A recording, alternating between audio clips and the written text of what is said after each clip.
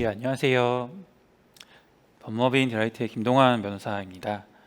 저는 이번에 행태 정보랑 그 관련된 맞춤형 광고 그리고 관련된 개인정보 보호 관련된 논의를 말씀드리고자 합니다.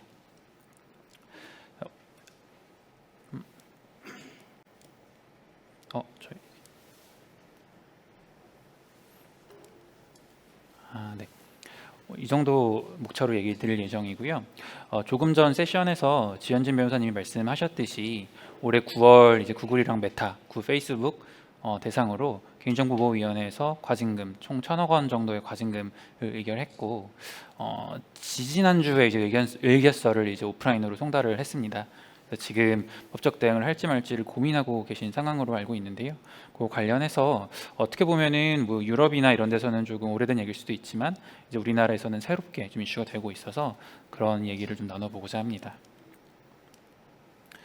먼저 행태 정보가 무엇인지 설명을 좀 드려야 될 것 같은데요. 제가 개인 정보라는 개념은 익숙한데 행태 정보, 이 행동과 관련된 정보가 무엇인지 조금 모호한 부분이 있죠. 그래서 우리나라는 이제 법상 행태 정보라는 개념이 없기 때문에 그냥 통상적으로 이용되는 어떤 개념을 끌고 오면은 웹사이트 방문 이력, 앱 사용 이력, 구매 및 검색 이력 등 이용자의 관심, 흥미, 기호, 성향 등을 파악하고 분석할 수 있는 온라인상의 이용자 활동 정보를 의미하죠.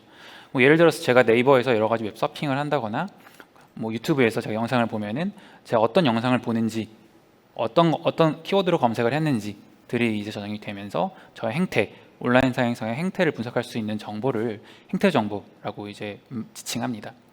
지금 이 행태 정보가 가장 많이 사용되는 곳은 다들 아시다시피 맞춤형 광고입니다.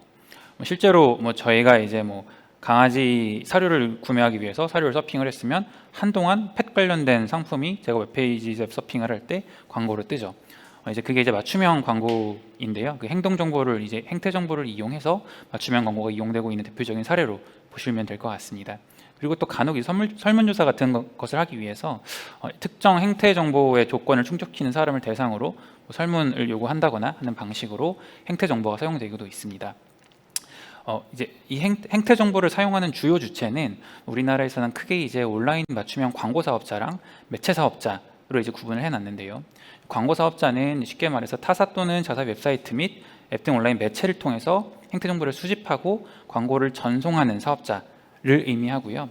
매체 사업자는 자사의 웹사이트 및 온라인 매체를 통해서 수집을 허용하거나 맞춤형 광고가 전송되도록 하는 사업자를 의미합니다. 뭐 구글 같은 경우에는 본인 플랫폼을 통해서 광고도 하고 수집도 하기 때문에 둘 모두 해당된다고 보시면 될 것 같습니다. 그래서 쿠키 행태 정보를 그럼 어떻게 수집하냐에 대해서 얘기를 해봐야 되는데, 가장 일반적으로 알고 있는 게 쿠키 그리고 광고 아이디, 이 두 가지이실 겁니다. 쿠키 같은 경우에는 이제 웹브라우저에서 생성하는 정보이고요. 광고 아이디는 앱 기반, 어플리케이션 기반에서 이제 식별하는 정보죠. 쿠키 같은 경우에는 좀 정의를 해보면은 사용자가 방문한 웹페이지에서 이용된 환경 설정 및 기타 정보를 사용자의 컴퓨터에 파일 형태로 저장한 것을 의미합니다. 그러니까 쉽게 말하면은 제가 어떤 도메인에서 이용을 하면은 그 도메인에서 저에 대한 식별 정보를 따로 이제 뭐 구성해 놓은 게 이제 일종의 쿠키라고 볼 수 있죠. 쿠키는 크게 두 가지로 구분되는데, 이제 퍼스트 파티 쿠키랑 서드 파티 쿠키, 이 두 가지 개념으로 구분됩니다. 퍼스트 파티 쿠키는 제가 지금 말씀드린 제가 어떤 브라우저로 A라는 웹사이트에 접근한다. 그러면 A라는 웹사이트에서 저라는 사람을 식별하기 위해서 저장하는 로그인 정보라거나, 저희가 로그아웃을 하지 않으면 다른 홈페이지를 갔다 와도 로그인 정보가 유지가 되죠.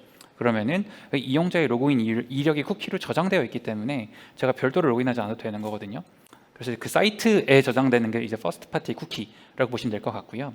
서드 파티 쿠키는 제가 A라는 홈페이지 도메인에 접속을 했음에도 B라는 도메인에서 제 정보에 대한 쿠키 값을 저장하는 걸 서드 파티 쿠키라고 합니다. 이 서드 파티 쿠키가 왜 필요하냐면은, 예를 들어서 이 퍼스트 파티 쿠키만 있으면은 각각의 도메인당 독립적으로 이제 쿠키가 존재하기 때문에 서로 연동되어 있는 개념이 아니고 저희가 소위 말하는 맞춤형 광고가 불가능한데요. 서드 파티 쿠키를 이용하게 되면은 뭐 제가 예를 들어서 어떤 홈페이지 접속을 했는데 옆에 광고 배너가 있죠. 예를 들면 크리테오가 뭐 운영하는 배너다라고 하면은 이 도메인, 크리테오 운영하는 이 도메인에 대한 서드 파티 쿠키 쿠키가 별도로 같이 생성이 되고요.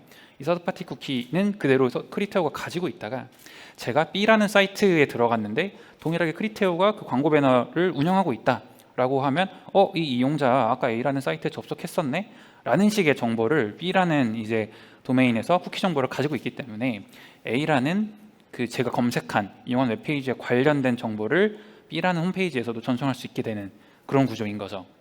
그렇기 때문에 서드파티 쿠키가 사실 되게 많이 맞춤형 광고에 활용이 되어 왔습니다. 광고 아이디 같은 경우에는 이제 비슷한 개념인데요. 애플리케이션에서 광고 식별자를 이제 기계별로 부여를 해서 이제 제가 어딜 다닐 때마다 그 광고 아이디에 이 식별자에 그 로그나 접속 로그나 검색 이력 등을 저장을 해서 알맞게 활용하는 방식이라 쿠키랑 유사하다고 보시면 될 것 같습니다. 이 두 가지 방식으로 주로 수집을 해왔고요. 이게 이제 지금 잘 보이시나요? 네, 그래서 이게 지금 개인정보보호위원회에서 이번에 구글이랑 메타가 이렇게 수집을 해서 문제가 됐다라고 이제 가져온 도식도인데 제가 말씀드린 내용이 그대로 구조가 되어 있습니다. 제가 먼저 구글이나 메타 플랫폼 서비스에 로그인을 하면 거기서는 제 식별자를 발급해서 저장을 하고 제가 다른 상품을 조회하거나 서비스를 이용하면은 그 식별자를 통해 행태 정보가 전송이 되는데 이 식별 정보들이 쌓여서 계정 정보랑 결합된다는 식으로 결론이 내려졌고요. 그리고 이 정보를 이용해서 맞춤형 광고, 뭐 구글 메타 어떤 홈페이지든 아니면은 다른 광고 플랫폼에 노출이 되는 형태로 구조가 되어 있어서 이렇게 행태 정보가 수집되고 맞춤형 광고가 노출이 된다라고 지금 개인정보위원회에서는 말하고 있고요. 저희가 실제로 구글 화면에서 살펴보면은 활동 제어, 이제 계정 설정에서 들어가서 볼 수 있는 내용인데요. 활동 제어를 보면은 이 활동 보기 및 삭제 URL에 보면은 제가 이 구글뿐만이 아니라 다른 어플리케이션 사용 이력이나 홈페이지에 접속한 이력 등이 다 기록이 되는 걸 볼 수 있고요. 이게 사실은 기본적인 제가 뭐 따로 동의를 별도로 하지 않더라도 기본적인 동의 항목에 이렇게 포함되어 있어서 별도의 조작 없이 그냥 일반적인 형태로 구글 서비스에 가입하신 분들은 다 이렇게 지금 수집이 되어 있다고 보시면 될 것 같습니다. 그리고 이제 타사의 행태 정보가 이번엔 되게 문제가 됐는데 보시면은 자세히 자세히 보이지 않으시겠지만 이 웹 및 앱 활동, 광고 개인 최적화 방법 이렇게 두 섹터가 있고 본문 읽어보시면은 구글과 파트너 관계를 맺은 광고주의 데이터에 구글의 추정한 관심 분야를 바탕으로 표시된다라고 해서 구글이 이제 뭐 제가 사실 구글의 정보를 직접적으로 제공하지 않았죠. 나는 강아지를 좋아해, 나는 뭐를 좋아해, 나는 어떤 사람이야를 하지 않았어도 구글이 그냥 제가 검색한 이력을 가지고 추정을 해서 관심 있어 할 만한 정보들을 결론을 내린 어떤 그런 형태로 보시면 될 것 같습니다. 이런 식으로 타사 행태 정보를 가지고 와서 구글이 저의 어떤 식별자에다가 저를 특정 지을 수 있는 것들을 모아놨다. 라는 부분이 그리고 그 과정에서 저의 명시적인 동의나 이 부분에 대한 설명이 부족했다라는 게 조금 핵심이고요. 실제로 이런 식으로 이루어져서 문제가 됐었습니다. 네, 법적으로 일단 다시 돌아가 보면은 아까 제가 행태 정보랑 개인 정보를 말씀드렸잖아요. 그러면 저희가 개인정보보호법이라고 하는 거는 통상 개인 정보에 적용이 되는데 행태 정보가 개인 정보에 해당하는가가 사실은 가장 근본적인 이슈일 겁니다. 개인정보 정의 조항을 가지고 왔는데 문제되는 부분은 해당 정보만으로는 특정 개인을 알아볼 수 없더라도 다른 정보와 쉽게 결합하여 알아볼 수 있는 정보에 해당하면 개인정보에 되기 때문에 항상 개인정보에 해당하는지는 사안마다 개별적으로 구체적으로 판단해야 된다는 게 원칙이라 사실은 좀 어려운 부분인데요. 예를 들어 나는 강아지를 좋아해 이 사실은 저를 특정할 수 없겠죠. 다만 여러 가지 사실관계가 붙는다거나 조금 더 디테일한 민감한 정보 뭐 나는 어떤 질환을 앓고 있어 혹은 나는 언제 무슨 대출을 했어 이런 식의 나는 언제 어떤 사이트를 방문했어 라는 민감한 정보들이 좀 결합되면은 충분히 개인을 식별할 수 있는 지경에 이르고 특히나 이런 기술이 발달함에 따라서 그 식별 가능성은 점점 높아지고 있거든요. 그러다 보니까 행태 정보가 개인 정보에 해당하는지가 계속 논의가 되고 있고 뒤에서 잠깐 말씀드리겠지만 뭐 이제 그 개인정보 관련된 규정이 좀 엄격한 나라는 행태 정보도 개인정보에 해당한다고 이제 아예 법에 정해놓은 경우도 있습니다. 다만 우리나라는 그렇지는 않고요. 그래서 기본적으로 아직까지는 행태 정보 하나하나는 개인정보에 해당하지는 않는다는 입장인데 구체적인 사안마다 개별적으로 식별 가능성을 판단해야 된다는 게 입장이고 이번에 이제 구글이나 메타 과징금 사례에서 어느 정도 판단이 이루어졌다고 볼 수 있을 것 같습니다. 우리나라 같은 경우에는 맞춤형 광고에 대한 국내 규제가 기존에는 2017년에 그 온라인 맞춤형 광고 개인정보 가이드라인이라는 형태로 나온 게 전부입니다. 그래서 이제 행태정보가 개인정보인지 이런 거를 따지는 게 아니라 이 총 4가지 항목 과정에서 어떻게 하면은 조금 더 정보 주체를 보호할 수 있는지에 대한 권고안을 이제 내놓은 자료인데요. 제가 오늘 이 내용을 설명드릴 거는 아니고 좀 오래된 자료를 한번 찾아보시면 좋을 것 같아요. 실제로 이 가이드라인 자체가 이제 뭐 임의로 발의한 게 아니라 당시 여러 가지 플랫폼 사업자랑 협의해서 발의된 거였고, 지금도 이 뭐 팝업 광고 같은 경우에 이제 옆에 보면은 우측 상단에 뭐 X 인포메이션 이렇게 I 떠 있는 거를 생각하실 수 있는데, 그게 이제 이 가이드라인에 의해서 지금 이루어지고 있는 걸로 보시면 될 것 같습니다. 그래서 되게 항상 그걸 누르기 전에 혹시 광고를 클릭할까 봐 노심초사하긴 한데, 인포메이션을 잘 눌러보면은 딱 그 개인정보 어떻게 되고 이게 뜨긴 하거든요. 그런 식으로 가이드라인이 지금 운영이 되고 있고요. 그 다음에 별다른 얘기가 없다가 이제 올해 이제 9월에 과징금이 부과된 겁니다. 이 과징금 부과 사례가 맞춤형 광고 플랫폼에 대해서 최초의 과징금이 부과된 사례이고, 규모도 역대급으로 그냥 모든 걸 통틀어서 가장 큰 과징금이 부과된 사례이고요. 말씀드렸듯이 이번 달 초에 이제 의결서가 발송이 돼서 90일 내에 이제 송달받은 날로부터 90일 내에 소송 여부를 결정할 수 있어가지고 아직은 고민하고 있는 상황이고, 뭐 그냥 그 뭐 국감에서 나와서 얘기하거나 그 그냥 보도자료를 통해서는 구글 코리아 같은 경우에는 직접적으로 뭐 법적 대응을 할 어떤 법적 대응까지 나갈 건 아니라는 취지로 얘기를 하고 있고, 메타코리아 같은 경우에는 지금 내부 검토 중이라는 식의 어떤 외부에서 확인될 수 있는 그런 부분들은 있습니다. 말씀드렸듯이 해외에서는 이미 맞춤형 광고 관련된 유사한 제재 사례가 상당수 존재합니다. 대부분 이제 GDPR의 적용을 받고 있는 유럽 국가들인데요. 프랑스 같은 경우에는 다 비슷해요. 그러니까 왜 그러냐면 구글과 메타가 그러니까 광고로 가장 수익을 많이 내는 기업 원투 뽑으려면은 뭐 애플이 아니라 이제 구글이랑 이제 메타거든요. 그 퍼센트율로 봤을 때. 그렇기 때문에 구글이랑 메타에 여러 가지 이 타깃이 돼서 이슈가 많이 발생을 하는 거고요. 프랑스 같은 경우에는 이제 저희랑 비슷하게 사전동의 및 적절한 고지 없이 컴퓨터에 광고 목적 꼭지를 저장했다, 혹은 거부를 너무 어렵게 해놨다, 이런 식의 이유로 구글과 메타에게 과징금을 부과한 사례가 있고요. 독일과 벨기에 같은 경우에도 이제 독일 같은 경우에는 아예 페이스북이 본인뿐만이 아니라 그 계열사, 뭐 인스타그램 같은 게 대표적으로 있겠죠.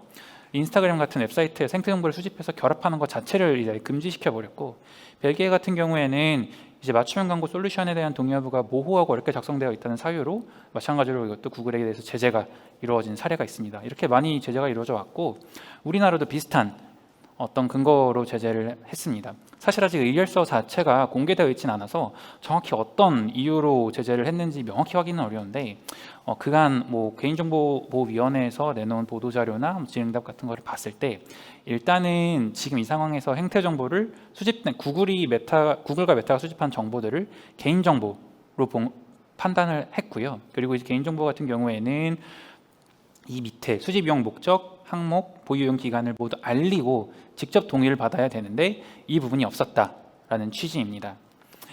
이게 지금 그 당시 문제 삼은 화면 예시인데요. 회원가입할 때, 구글 회원가입할 때 얘기인데, 이 옵션 더보기, 이제 그 개인정보 관련된 부분을 가면은 옵션 더보기라고 닫혀 있고, 이걸 누르면은 이제 이게 열립니다. 밑에 열리는 건데, 그 전까지는 확인이 불가능하죠. 근데 열어서 보면은 디폴트 값이 다 동의로 되어 있는 거예요. 제가 별도로 동의를 누르지 않더라도 이 거절을 따로 누르지 않는 이상 다 동의를 하는 걸로 간주해 버리는, 이런 식으로 동의를 받아왔었고, 이걸 이제 문제 삼았습니다. 메타 같은 경우에는 어쨌든 필수 동의로 체크를 하기는 하는데, 이걸 보면은 딱 그 누르면은 이제 동의 관련된 설명이 이런 되게 되게 어려운 어떤 UI로 694줄이 게시되어 있어서 하나하나 확인하는 게 사실상 불가능하다라는 식의 어떤 위법이 있었다고 판단을 했고요. 구글에서 유럽 회원 가입할 때 화면을 또 비교를 했는데, 유럽 같은 경우에는 애초에 맞춤 설정, 수동 맞춤 설정을 선택할 수 있게 되어 있고, 제가 수동 맞춤 설정을 누르면 제가 아까 말씀드렸던 그 자동으로 동의되어 있는 항목들이 있잖아요. 각각을 제가 동의 여부를 결정할 수 있도록 되어 있습니다. 그래서 이제 각 항목들을 어떻게 선택해서 선택을 해야지만, 동의든 비동의든 선택을 본인이 직접 해야지만 수동 맞춤 설정이 가능하도록 되어 있어서, 사실 이용자 입장에서는, 정보 주체 입장에서는 자기 개인정보의 자기 정보 결정권이 보호가 되는 형태로 동의가 이루어져 왔죠. 그렇기 때문에 유럽과 동의받는 형태를 비교해도 우리나라는 개인정보 정보 주체 보호를 하고 있지 않다라는 식의 근거로 과징금을 처분한 사례입니다. 아직 이 부분에 대해서는 과징금이 처분되진 않았는데 또 하나 문제 삼고 있는 게 이제 지연진 변호사님께서 말씀하셨듯이 제가 어떤 정보를 수집한다고 하더라도 모든 거에 대한 필수 동의를 받으면 되는 것이 아니라 꼭 이 서비스를 제공하기 위해서 필요한 본질적인 부분만 필수 동의로 하고 나머지는 선택 동의로 해서 이용자가 개인 정보를 제공할지 말지를 선택할 수 있도록 해야 되는데, 페이스북에서 잠깐 이렇게 한 5월쯤에 올해 5월쯤에 이런 식으로 이제 동의창을 만들었다가 7월에 처리하는 사례가 있었거든요. 이걸 보시면은 광고성 정보 관련해서도 모두 필수 동의를 의무화하도록 되어 있어서 제가 페이스북에 가입해서 서비스를 이용하려면은 무조건 맞춤형 광고에 관련된 정보를 제공하도록 되어 있어서 이 부분이 저희 또 아까 말씀드린 개인정보 39조의 3의 사망 위반 소지가 있다라고 지금 조사를 하고 있다고 되어 있어서 이 부분도 결론이 날 것 같습니다. 그렇게 문제가 되고 있고요. 말한 부분을 좀 요약하면은 사실 타사 행태 정보가 문제가 된 거죠. 구글이 자기 플랫폼에서 그 이용자들의 정보를 수집하고 아까 말씀드린 퍼스트 파티 쿠키 관련해서 문제를 삼는 게 아니라 구글이 다른 웹페이지, 제가 예를 들어서 뭐 안드로이드를 사용하면서 다른 어플리케이션 이용 내역까지 다 구글에서 수집을 해서 거기에 대한 동의가 제대로 이루어지지 않은 상태로 수집을 해서 이용을 한다. 이 부분이 주로 문제가 되고 있는 부분이고요. 그래서 이제 자사 형태 정보를 사용한 부분에 대해서는 문제 삼지 않고 타사 형태 정보가 문제를 삼았는데, 특히나 이 타사 형태 정보 같은 경우에는 이용자 계정으로 접속한 모든 기기를 추적할 수 있고 온라인 활동을 모니터링해서 익명성을 상실시키고, 이 익명성을 상실시킨다는 게 제가 이제 뭐 광고 식별자를 이제 제 디바이스 단위로 부여를 하더라도 사실상 여기에 정말 많은 정보가 결합이 되면은 이 디바이스가 저를 특정하진 않더라도 그 사람이 특정되는 효과가 있기 때문에 그 익명성을 상실시킨다는 표현을 쓴 거고요. 이용자의 사상, 신념, 정치적 견해, 건강, 신체적 생리적 활동 등 특징 등 민감한 정보를 생성하고 식별 가능성이 높다. 이 부분입니다. 오늘 말씀드리진 않았지만 우리나라 같은 경우에도 민감 정보 같은 경우에는 별도로 민감 정보 수집 제공 관련된 내용을 동의를 받도록 되어 있는데, 이런 식으로 행태 정보를 수집했을 때 이 민감 정보도 수집할 가능성이 얼마든지 있기 때문에 더 위험하다라고 이제 판단을 해서 제재를 가한 거고요. 네, 근데 이 부분 관련해서는 뭐 이런 아직 뭐 의문은 있는 상황입니다. 일단 구글이랑 메타가 주장했던 것 중에 가장 큰 어떤 반론이 이 수집 동의가 플랫폼 사업자인 구글이랑 메타가 받아야 되는 게 아니라 우리가 SDK를 제공해서 다른 웹페이지에서 이제 정보가 수집이 되는 거잖아요. 그러니까 이 웹페이지를 운영하는 사업자가 본인들이 행태 정보를 수집하고 이거를 구글이나 메타에 제3자 제공하는 형태다라는 식으로 동의를 받아야 되는 게 아니냐. 우리는 여기에 대한 동의를 받을 책임이 없다. 라는 식의 변론을 하나 펼쳤고요. 근데 사실상 뭐 유럽이나 이런 데서는 이런 주장이 인정이 되지는 않고 있고요. 그리고 설령 플랫폼이 동의를 받아야 하더라도 우리가 이미 충분히 사항을 고지하고 동의를 받은 것이 아니냐라는 부분인데, 이 부분은 제가 지속적으로 말씀드린 어떤 맥락으로 이해해 주시면 좋을 것 같습니다. 그리고 또 이제 마지막 또 하나의 궁금한 점은, 구글이랑 메타가 문제된 건 알겠는데 사실 우리나라 같은 경우에는 국내 사업자들도 많잖아요. 뭐 네이버나 카카오 같은 데들도 광고 식별자 아이디를 부여하고 그 맞춤형 광고를 제공한단 말이에요. 그럼 그 사업자들 같은 경우에는 왜 제재를 하지 않느냐라는 이제 이유도 있을 것 같은데, 이 부분은 사실 외부에 드러나거나 명확한 부분은 없는데, 네이버나 카카오 같은 경우에는 본인들 주장이 이 이용자를 기반으로 식별을 하는 게 아니라 이 핸드폰 디바이스 혹은 컴퓨터 디바이스, 각 디바이스 단위로 식별을 하기 때문에 네이버에 회원가입한, 카카오에 회원가입한 그 회원들의 계정 정보랑은 연동이 되지 않는다. 그러니까 본인들은 이 계정 정보와 이 디바이스의 식별 정보를 결합하지 않고 독립적으로, 그러니까 제가 네이버 앱을 쓰더라도 핸드폰에서 쓰는 거랑 컴퓨터에서 쓰는 거랑 각각 독립적인 식별 정보가 부과돼서 여기서 뜨는 맞춤형 광고랑 컴퓨터에서 뜨는 맞춤형 광고가 다르다. 어떤 그런 논리인 거죠. 그렇기 때문에 개인을 식별하기는 어렵다. 그래서 우리가 수집하는 것들은 개인 정보로 볼 수 없다라는 식의 주장을 한 거고요. 그리고 사실은 네이버 같은 데서 지금 구글처럼 타사의 행태 정보를 적극적으로 수집하는지 여부도 좀 따져봐야 되는 부분인 것 같습니다. 네, 그래서 해외 같은 경우에는 어떻게 하고 있는지 간단하게 살펴보면은 일단 GDPR 유람연합을 빼놓을 수는 없는데 유람연합 같은 경우에는 두 가지 방향으로 규제를 하고 있고요. GDPR에서는 이제 프로파일링을 통한 자동화된 의사결정 관련된 규정이 들어가 있고 이게 결국은 쿠키 수집, 행태 정보의 수집 관련된 내용이고요.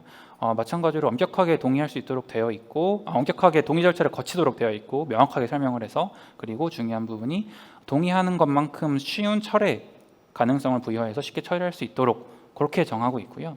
그리고 또 이제 이 프라이버시 지침이 또 따로 있는데 이건 개인정보 관련된 부분이 아니라 쿠키 등과 같이 트래킹 시스템이 적용되는 부분에 있어서 개인정보랑 무관하게 일단 다 적용되는 어떤 지침으로 보시면 될 것 같고 아까 말씀드린 광고 식별자 같은 부분은 쿠키와 동일하게 적용을 하고 그리고 명확하게 이해하기 쉬운 정보를 제공받은 후 동의한 경우에만 이런 트래킹 기술을 적용할 수 있다 라는 식으로 정해져 있어서 사실 지금 우리나라에서 문제 삼고 있는 것들은 이미 다 진작에 유럽연합에서 문제 삼은 부분으로 이해해 주시면 좋을 것 같습니다. 미국 같은 경우에도 연방 차원에서는 이제 자율규제기구를 이용해서 하도록 되어 있는데 이제 소비자의 투명성, 정보의 투명성 그리고 소비자의 통제권을 보호할 수 있는 방식으로 동의를 받으라고 자율규제를 하고 있고요. 캘리포니아 같은 경우에는 생태 정보를 개인 정보의 개념에 포섭시키고 있어가지고 개인정보 관련된 규정을 다 적용하도록 하고 있고요. 그리고 이 개인정보의 판매를 할 때 원래 기본적으로 이 소비자의 옵트아웃의 권리를 보장하도록 되어 있어서 행태정보에도 이 옵트아웃 관련된 권리가 보장되도록 하는 형태로 진행이 되어야 됩니다. 9월에 이렇게 이제 결론이 났고 향후의 진행 방향 관련해서 좀 말씀을 드리면은 사실은 이거는 우리나라와 무관하게 계속 글로벌하게 진행되고 있던 건데요. 이 제3자 쿠키, 서드파티 쿠키는 지속적으로 문제가 되어 왔고 이런 규제가 점점 강해지고 기술의 발전에 따른 개인정보 침해 가능성이 높아지다 보니까 구글이랑 애플 같은 경우에는 기존에 사용하던 광고 식별자 혹은 서드파티 쿠키 관련된 거를 이제 정책을 점점 제한하거나 폐지하고 또 다른 새로운 방식의 마케팅 수단을 마련하려고 하고 있습니다. 애플 같은 경우에는 이미 시행을 해서 작년 4월부터 이제 IDFA, 그러니까 본인들 식별 정보를 이용해서 이용자가 동의할 때에만 추적 수집할 수 있도록 변경을 해서 이 밑에 예시를 보면은 이제 각 애플리케이션 별로 옵트인 할 수 있도록 되어 있어서 예를 들어 제가 당근마켓을 꺼버리면 당근마켓은 더 이상 행태 정보 관련된 어떤 서드파티 쿠키를 수집할 수 없는 형태로 되어 있는 거고요. 그리고 나아가서 이제 아예 본인들이 이용하던 기존의 광고 식별자 없이도 맞춤형 광고를 제공할 수 있도록 하는 어떤 기술도 제공하고 있는데 이게 사실은 광고 식별자가 없다는 거는 더 정보의 처리가 애플에 중앙화돼서 모두 다 애플을 통해서 할 수 있도록 그런 방향으로 흘러가는 거거든요. 그래서 점점 이제 광고 플랫폼에서의 애플의 어떤 입지가 높아지는 거로 보시면 될 것 같고요. 구글도 마찬가지인데요. 구글 같은 경우에는 이제 진작에 서드파티 쿠키를 이제 없애버리겠다고 2020년부터 말했던 것 같은데 2023년 말까지 이제 점진적으로 제한하겠다는 기조를 유지하고 있고요. 다만 이 쿠키를 안 쓰겠다는 게 퍼스트 파티 쿠키를 안 쓰겠다는 건 아니기 때문에 그러면 퍼스트 파티 쿠키가 남잖아요. 구글의 퍼스트 파티 쿠키는 막강하죠. 구글이 제공한 어플리케이션이나 기기가 많기 때문에. 그렇기 때문에 구글이 이거를 활용해서 더욱더 마케팅을 할 수 있는 가능성은 늘어나고 있다고 보실 수도 있을 것 같고요. 그리고 이제 프라이버시 샌드박스라는 걸 도입해서 이제 그 개인을 특정하는 게 아니라 공통 관심사를 가진 집단을 특정해서 마케팅을 할 수 있도록 하는 형태로도 이제 하겠다라는 식의 어떤 기술의 개발을 얘기하고 있습니다. 요거는 이제 내후년 6월 이후로 예정이 되어 있고 이런 식으로 일단은 저희가 쓰는 디바이스 구글과 애플에서 이렇게 정책을 정하고 있어서 사업자들도 이거를 이제 준수를 하거나 별도의 어떤 기술을 개발해야 되는 상황인 것 같고요. 그래서 이 맞춤형 광고가 논란이 많이 되다 보니까 이 맞춤형 광고 관련된 기술 개발 관점에서도 되게 많은 기업들, 테크 기업들의 시도가 이어지고 있는데 대표적인 것들을 몇 개 가지고 왔습니다. 사실 제가 기술적인 이해가 전문적이지 않기 때문에 훨씬 더 디테일하거나 더 심도 깊은 프로토콜들이 많겠지만 그냥 크게만 설명을 드리면 첫 번째는 이제 AI 기술을 이용한 맥락 광고입니다. 이거는 뭐냐면은 어떤 페이지가 있다라고 하면은 AI 기술을 이용해서 이 페이지의 성격을 분석을 하는 겁니다. 그래서 이 페이지가 성격이 이러니 이 페이지를 구독하는 사람들이 좋아할 만한 광고를 띄워버리자 라고 그냥 자동으로 띄워버리는 거죠. 애초에 이용자랑은 무관하죠. 이 페이지에 대한 정보인데 예전에는 이게 활성화가 안 됐습니다. 왜냐하면은 그 식별하는 AI 기술이 발전되지 못했어 가지고 너무 페이크 값이 많고 제가 이 광고를 붙였는데 제가 그 광고주 입장에서 보니까 엄한 혹은 정말 이상한 어떤 페이지에 제 광고가 붙어 있는 경우가 많았기 때문에 이용이 안 됐는데 AI 기술이 점점 발전하면서 이게 점점 고도화되고 있고요. 그리고 이제 DID 방식을 이용한 광고도 많이 진행되고 있는데 이제 이거는 제 개인이 나는 이런 데 관심이 있고 이런 정보를 받을래 라는 식의 DID 값을 가지면서 그런 정보들을 설정해 놓으면 여기에 맞는 정보들이 광고로 전송이 되는 형태의 플랫폼도 지금 기술 개발이 이루어지고 있고요. 또 하나는 IA 정보 전송 과정에서 동영암호 기술을 이용해서 이 기술의 보안을 더 강화시켜서 사실상 제3자가 맞춤형 광고가 이루어지지만 사실상 제3자 입장에서 이 개인정보를 처리한다거나 개인정보를 알 수 없도록 하자라는 식의 근본적인 기술의 개발도 이루어지고 있는 상황입니다.